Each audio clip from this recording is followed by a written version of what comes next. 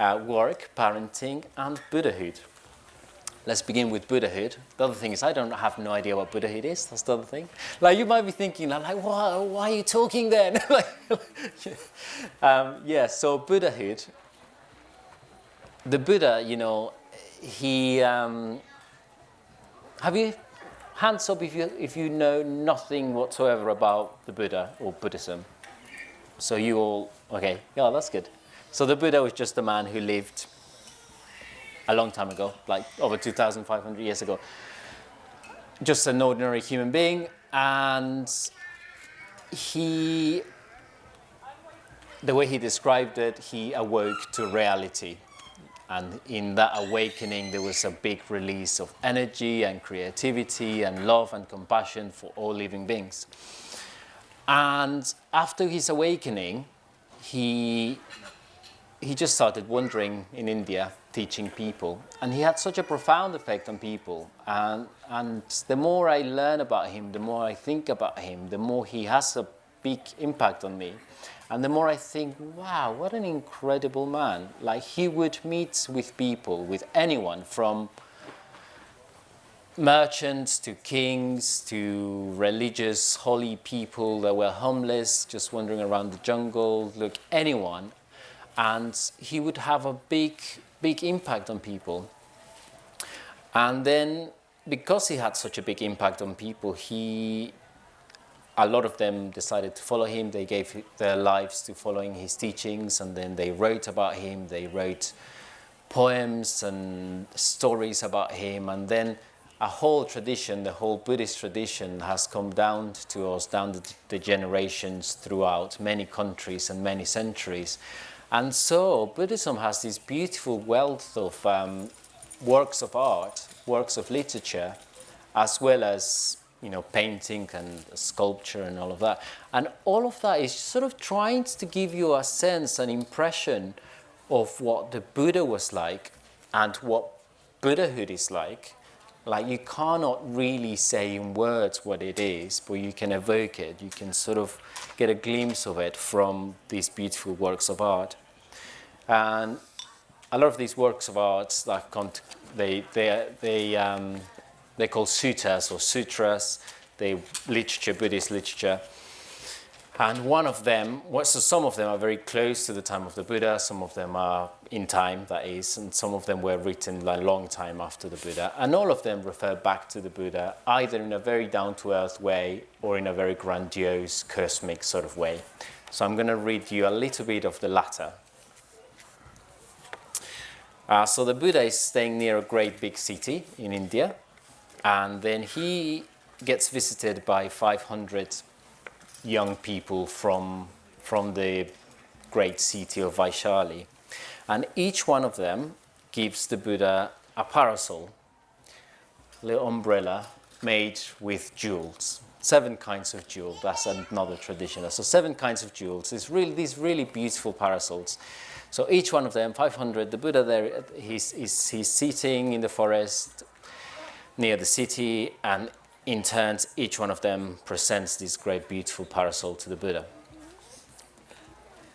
As soon as these precious parasols had been laid down, suddenly, by the miraculous power of the Lord, they were transformed into a single precious canopy so great that it had formed a covering for this entire billion-world galaxy. The surface of the entire billion-world galaxy was reflected in the interior of the great precious canopy, where the total content of this galaxy could be seen.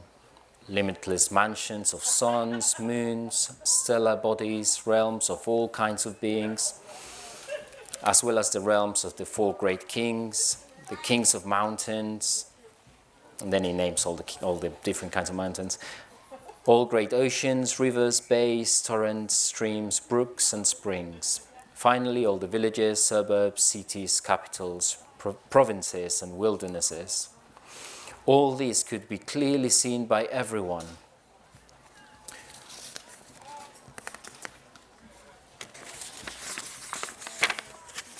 And the voices of all the Buddhas in the 10 directions could be heard proclaiming the teaching of the Dharma.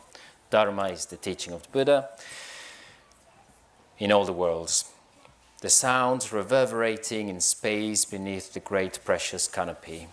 At this vision of the magnificent miracle effected by the supernatural power of the Lord Buddha, the entire host was ecstatic, enraptured, astonished, delighted, satisfied, and filled with awe and pleasure.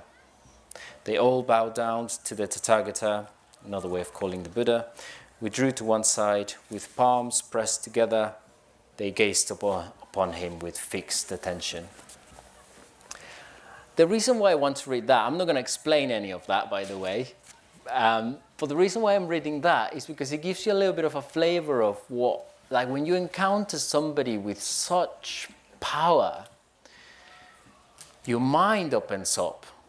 Your mind opens up to here is describing in terms of being able to see all the galaxies, all the billion galaxies and the suns and the moons. But I believe you could take it literally, but you could also take it metaphorically and see how the Buddha, if you encounter somebody with the caliber of the Buddha, your mind will open up.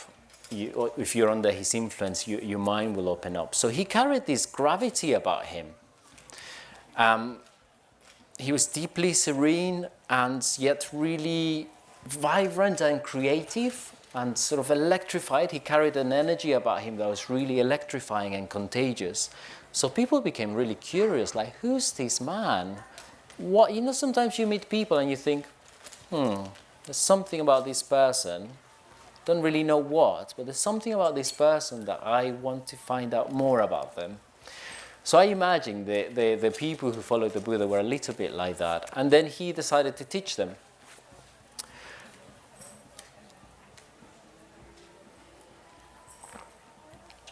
What's really interesting is that in the records of him talking about shortly after he awoke, he sort of thinks, it's like he assumes he's going to teach, and then he thinks, people are not going to get it. He says, enough now with teaching what only with difficulty I reached. This Dhamma, this reality, is not easily realized by those overcome with aversion and passion. What is abstruse, subtle, deep, hard to see, going against the flow, those delighting in passion, cloaked in the mass of darkness, won't see. What's really interesting about this, I think, is that this revolution of consciousness that he managed to attain is incredibly hard. And what he's pointing to in his own reflections is like, are people really going to get it? So they're so enraptured in their own kind of lives, in their own engaging with life in a very superficial way. Are they really going to get this? And he wasn't convinced. Eventually he had a vision and he realized, yeah, everyone's got the potential to really understand what he understood. So he decided to teach, which is great for us. And he taught in terms of, he used lots of images and concepts and lots of ways of talking about what he was trying to get is for people to see what he saw for themselves. So he couldn't just passed on his experience, that's impossible. It's a little bit like, this metaphor is often used, you see somebody who's really fit, like physically fit, and they can't just make you fit. They could train you. So the Buddha was a little bit like this really incredibly spiritually fit person who said, like, come, I'll train you. But you have to do the hard work, I won't be able to just give you a spiritual six-pack. That's a terrible, terrible, terrible, terrible metaphor, but you know what I mean. And one of the ways in which he talked about was the Noble Eightfold Path. And there's this path, he used this image of a path of total transformation. So a way of engaging with the world, a way of seeing the world in a way that is like a Buddha would see it, is very subtle. So what's needed really is complete and total transformation of all aspects of yourself. And so the Eightfold Path touches on things like, he starts with a glimpse of reality, so vision, and then he moves on to emotions, speech, the way you talk, the way you express yourself, the way you act in the world, the sort of work that you do and how you do your work, the sort of effort that you put into your life and your work, the sort of awareness that you bring into your life and the work, and every sort of interaction that you have with everyone that you come in contact with. All of that needs to be touched by this vision. And right in there, we find perfect livelihood, or right livelihood, which is this aspect of life which is very kind of unavoidable and important in life, and that most of us spend most of our life doing. So I'll spend a little bit of time unpacking that, and you will soon see the relationship between work and parenting. And I'll talk a little bit about parenting as well. Sangharakshita, who, if you don't know, is the founder of the Triratna Buddhist community and order, he gave a lecture years and years ago, really worth listening to, on the Noble Eightfold Path. And when he gets to this step of perfect livelihood, as he calls it, I'll read you what he says. With this step, or with this stage, though we are also concerned with the transformation of an aspect of ourselves as before, this time there's a difference, a very great difference. So far we have come along this Eightfold Path. We've been concerned with the transformation of ourselves as individuals, with our own individual separate life. But with this step, right livelihood, we are concerned with the transformation of the collective life, not just the individual life, but the collective life, the life of the community, the life of society. Now, this is not an aspect of Buddhism which is usually very much emphasized. In fact, sometimes it's rather played down. But it is very definitely a part of the total teaching, this idea that we should try to transform not just our individual lives, but the community, the society at large, the world at large. And then he goes on to say how the context we live in, the society we live in, inevitably will affect how we behave.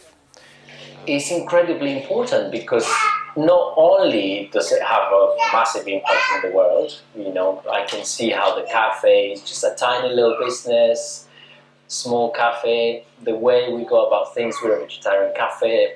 One of our main principles is kindness. So everyone that comes and works in the cafe, I talk to them about one of the main principles of the cafe is being kind to people, being kind to everyone who works there, being kind to customers, suppliers, etc. So kindness as a core value, as a core business value is there.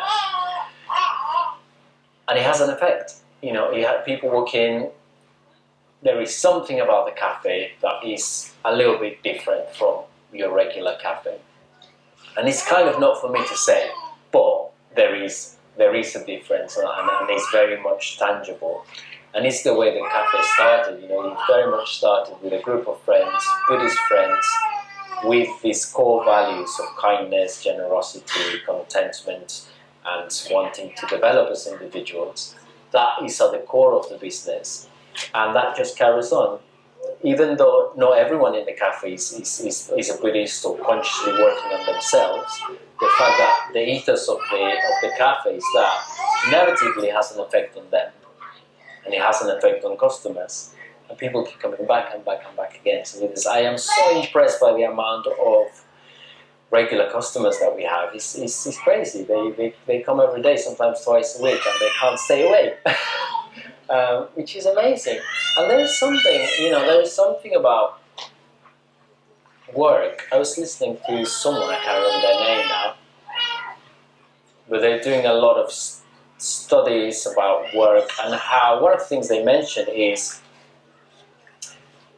how work, for a lot of people, work has become often the only place where they socialize with others. and often the only way in which they can find purpose and meaning in life, and the only place where they might, if they're lucky, get a sense of community and belonging. A lot of people don't practice any religion anymore. There's no this sense of being part of a tribe or anything like that, particularly in cities. So work, but it's a potential for that.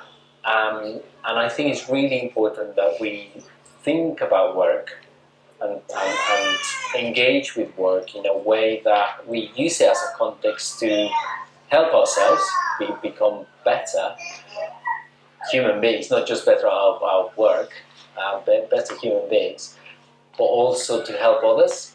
And the more of us bringing that sort of ethos into work, the slightly more enlightened the work that we do will become, and therefore the world we live in. So it's a small way in which we can contribute to societies by bringing our values.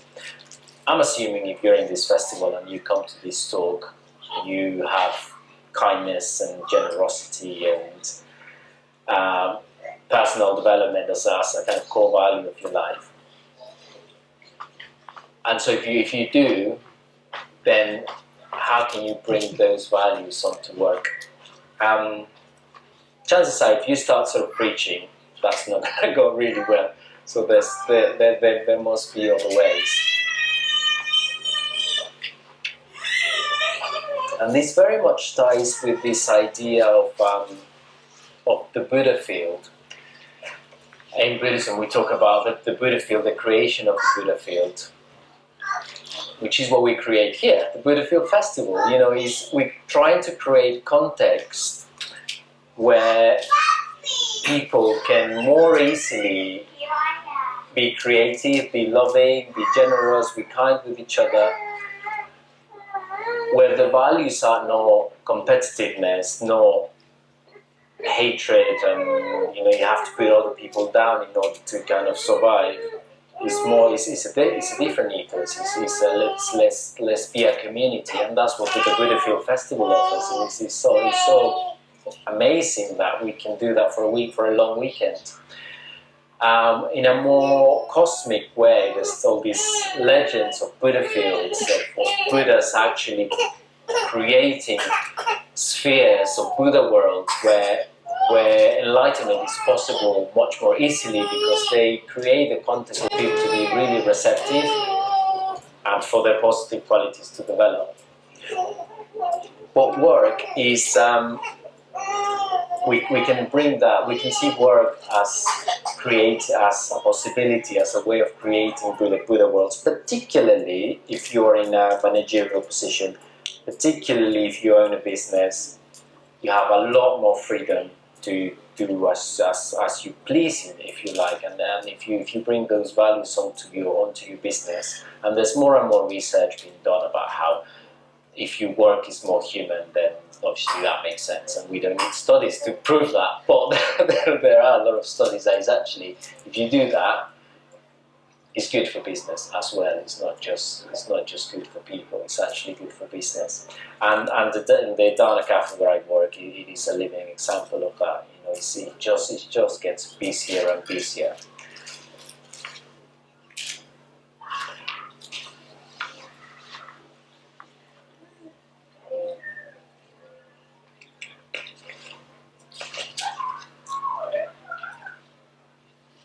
I'm going to skip a whole bunch of things because I won't have time.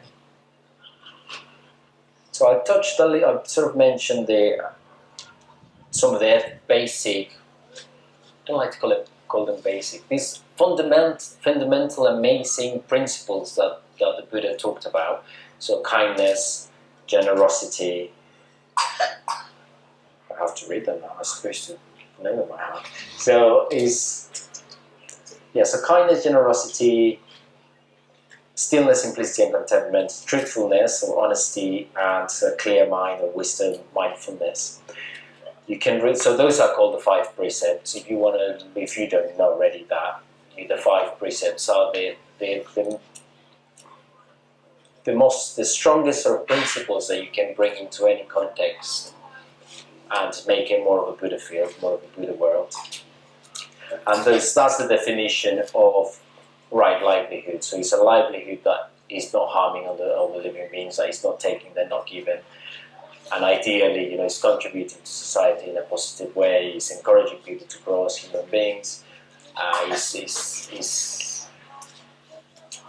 The message of the companies or the work that you do is kindness, generosity, contentment, etc. And then I can leave you to do the work. What's not a right livelihood is the opposite of that.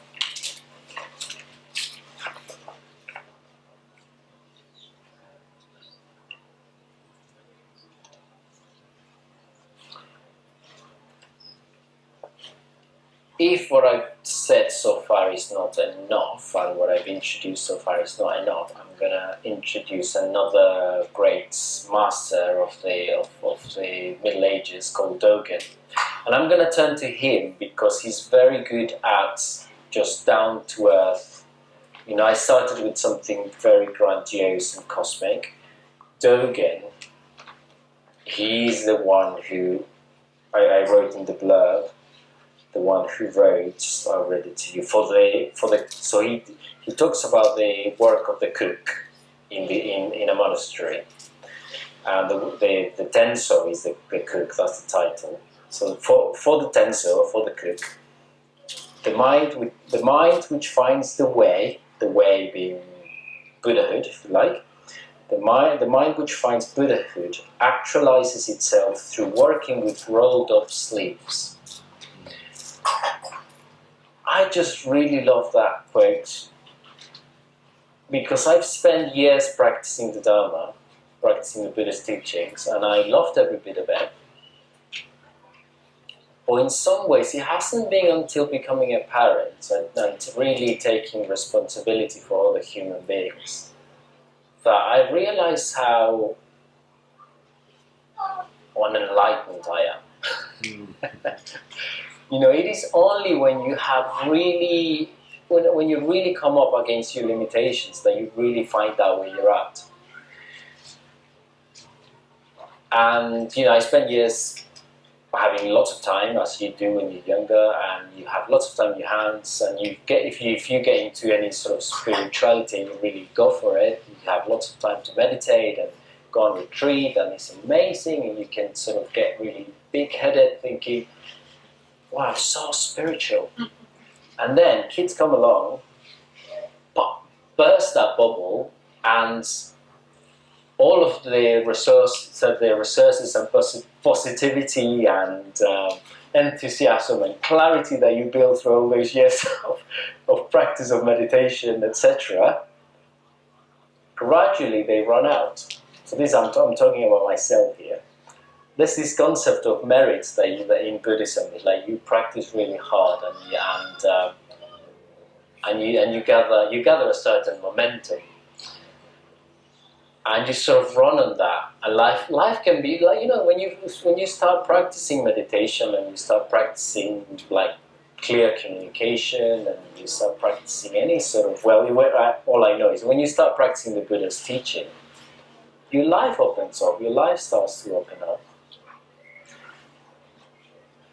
Well, the Dharma that the Buddha discovered is very subtle. So you will come up against your limitations. And that's what what the territory that I've entered through becoming a parent is, I started thinking, well, I get it. I get what Buddhahood is. I don't. I really don't. I'm like, I'm like exaggerating here, but I'm beyond all my conditioning. All of my conditioning is behind me now. I can clearly see it. You tell your life story a lot if you go on retreats, and you can indulge yourself in talking about how you grew up and how it affected you and how you've overcome it and etc. Which is great. It's lovely. I don't want to diminish it in any way. I think it's essential work that you actually come to terms with your life. but they're layers. What I find is that they're basically layers. That I was engaging with my life and with the spiritual life here, but there was this layer that wasn't accessible to me really. And in some ways, it's almost like the more meditation I did, the further away I got from this baseline of children of poo-poo that that is just part of my being. And so I'm in that, and at this point I'm kind of lost for words. Like at this point I think I keep referring back to the Buddhist teaching because it makes sense. I keep, whenever I can, I meditate, and I keep bringing these basic principles that I talked about, and I keep bringing those are the guiding principles of my life. I keep tapping onto that because that's the lifeblood of my life. If I don't keep tapping onto that, then my life becomes meaningless, and it just becomes this endless stream of activity and demand that would just drive me crazy. And you parents will know what I mean. So Dogen, he talks about this role of the cook, and there's four aspects that he talks about. One of them is being incredibly present and meticulous in everything that you do. And from here I kind of swap between, you might do the work of knowing whether I'm talking about work or parenting. I'm kind of talking about both at this point, and I have been throughout already. So let me read from Dogen. Having received the ingredients for the meals, you must care for them you must care for them as you would the pupils of your own eyes. Get your ingredients, you look after them as if they were your own eyes. Do not leave the washing of the rice or preparing the vegetables to others, but use your own hands, your own eyes, your own sincerity. Do not fragment your attention, but see what each moment calls for. If you take care of just one thing, then you will be careless of the other.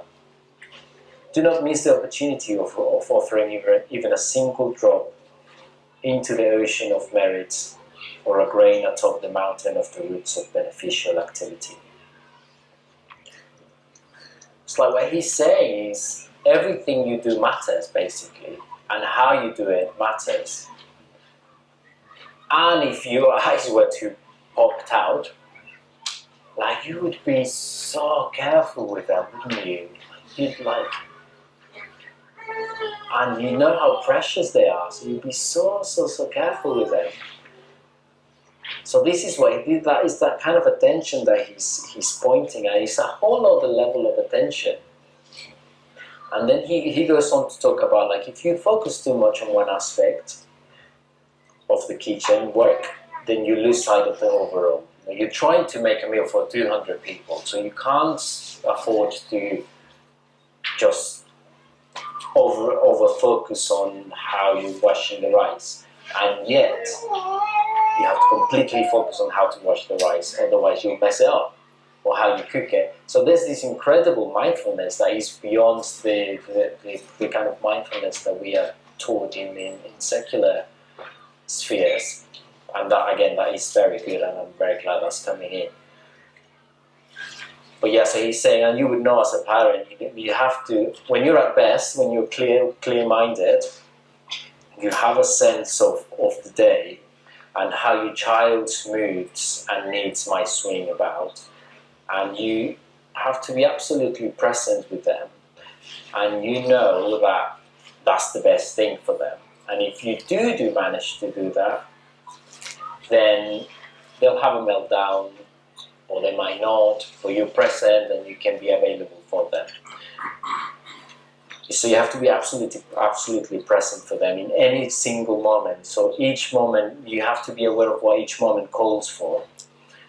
And at the same time, you have this broad awareness of a whole day, of a whole week, and in a way of their whole life.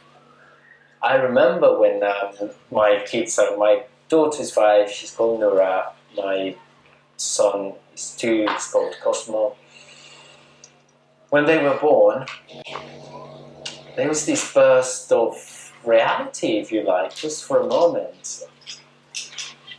There's these, like, particularly with the first one, it was incredibly long and difficult and painful, and there was lots of drama and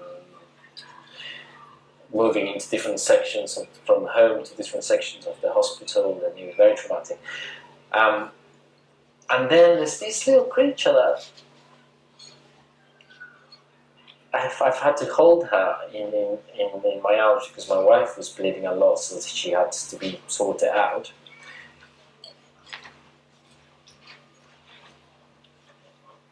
And there's this little being, eyes wide open with the harsh lights of hospitals, just sort of looking around, looking at my face. I had her really close. And it's like everything was in there, the whole universe was in there. A little bit like the reading I did earlier on. I could see in her eyes, I could see all the galaxies in the world, all the suns and moons of the world. In her little body, I could see all the bodies of all living beings, and my own, and my ancestors. And it came with a sense of tremendous power. It's like I was part of creating this miraculous, strange, amazing creature, and yet has nothing to do with me. And I'm entirely responsible for her. So scary.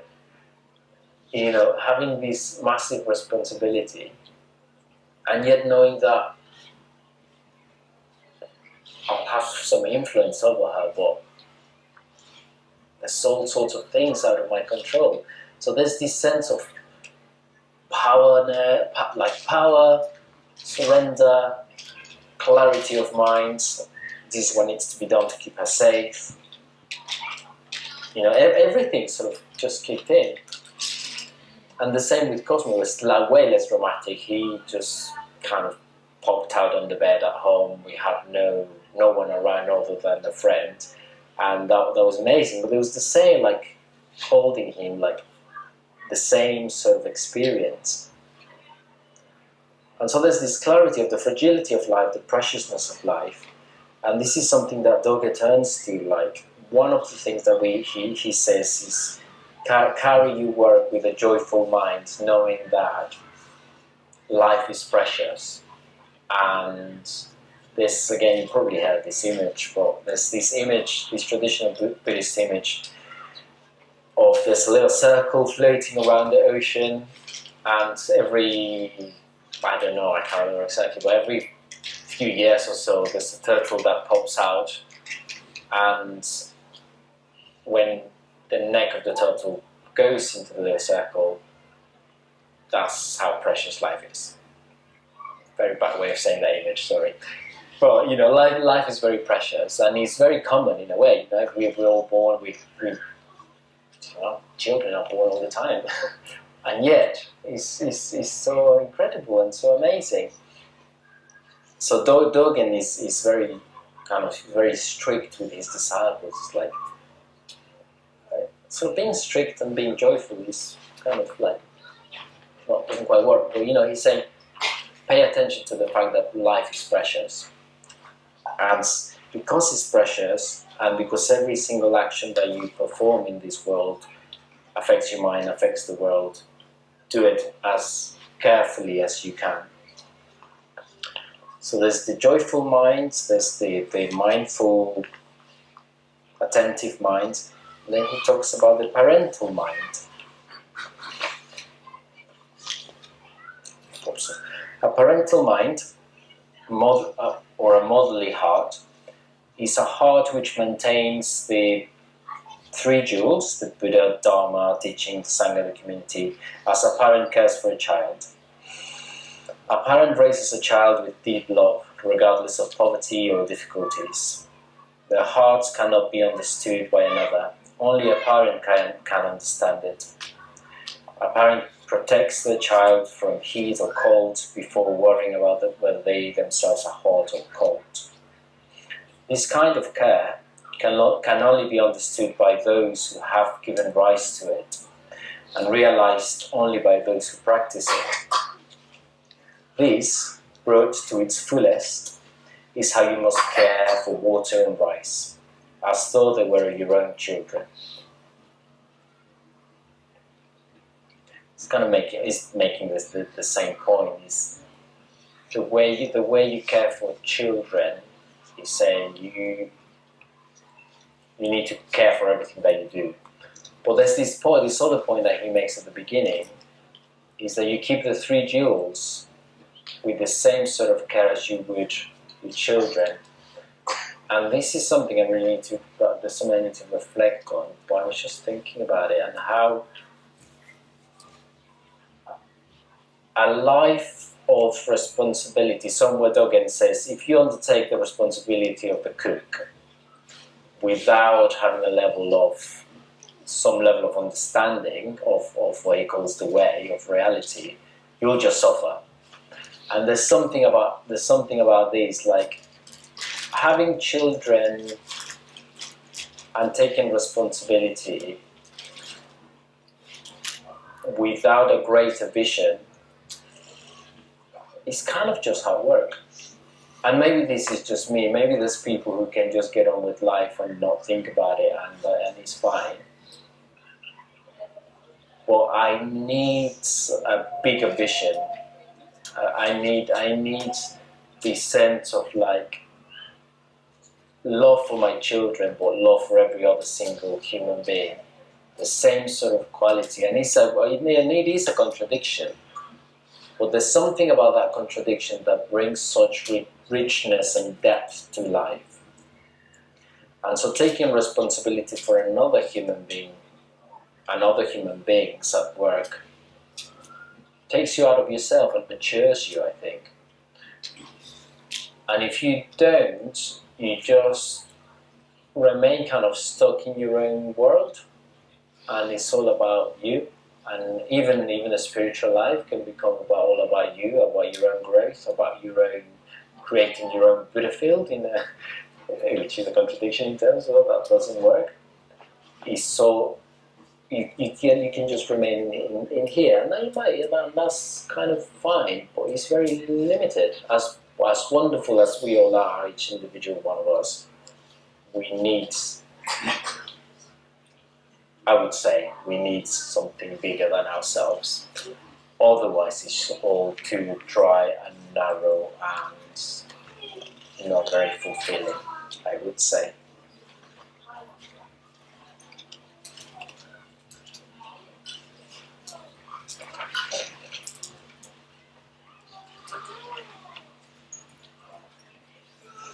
So I think I'm kind of, you've come here because you're parents and you kind of already know what I'm talking about. So I think the takeaway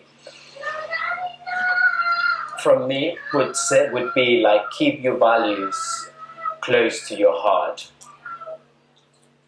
because that will make a difference, particularly when you're struggling.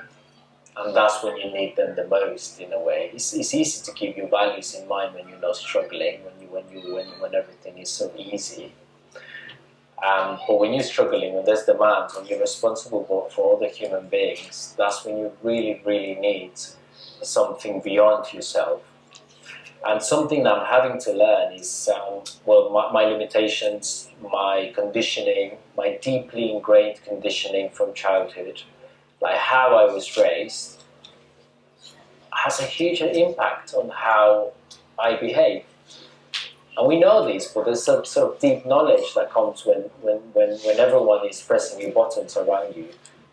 You realize all of the limitations and all of your conditioning. So then I have to work on that. So that's where I'm working on becoming more aware of my conditionings and using all the possible tools that there are, using friends in particular, wiser friends, and talking to them on the phone. I started going to like a group for people who were brought up in an alcoholic environment, and before I would not at all consider that. I just thought, I just need Dharma and that's all good. But there's something about being really specific, like what is your conditioning? What is it that you keep coming up against? And if you're lucky enough and are around somebody or a group of people that can sort of point that out, that's great. But if not, then you're going to have to do a lot more work and really think like, why am I keep coming up against this thing? What is it? And once you find out, then find something that is specifically tailored to that. For me, growing up around an alcoholic family that has particular challenges, that does bring a particular sort of flavor and particular sort of ways of coping. That I realized, well, talking to other people with a similar sort of experience is hugely helpful. So it's not just all about mindfulness and meditation and ethics and wisdom and transcendental stuff. It's really nitty-gritty, everyday stuff that affects you and affects your ability, my ability to really see what the Buddha is talking about. If I just keep going to like this great text where the Buddha talks about enlightenment, it'll just be up here, because there's all this stuff that keeps not being transformed. That's what the Buddha talks about. You need the whole transformation of the whole of you being, every single bit of it. That's why the spiritual life is hard. That's why it's not just, yeah. Right, so let me just finish with what happens at the end of that little section where the Buddha gets presented with the parasols. He transformed them into this great big canopy where you can see everything. And then one of the young guys that presents a parasol, called Ratnakara, he knelt with his right knee on the ground, raised his hands, palms pressed together to salute the Buddha, and praised him with the following hymn. Pure are your eyes, broad and beautiful like lotuses. Pure is your thought, having discovered the supreme transcendence of all trances. Immeasurable is the ocean of your virtues, the accumulation of your good deeds. You affirm the path of peace. All great ascetic obeisance to you. All things arise dependently from causes, yet they are neither existent nor non-existent. Therein is neither ego nor experiencer nor doer, yet no action, good or evil, loses its effects. Such is your teaching. O Shakyamuni, conquering the powerful host of Mara, all the blockages and everything I've been talking about, you found peace, immortality, and the happiness of that supreme enlightenment. Those who are well disciplined by your precious Dharma are free of vain imaginings and always deeply peaceful. Supreme Doctor, you put an end to birth, decay, sickness, and death. Immeasurable ocean of virtue, obeisance to you. Like Mount Sumeru, you are unmoved by honor and scorn. You love moral beings and immoral beings equally. Poised in equanimity, your mind is like the sky. Who would not honor such a precious jewel of a being? And that is to give you a flavor of what we are headed to. Thank you.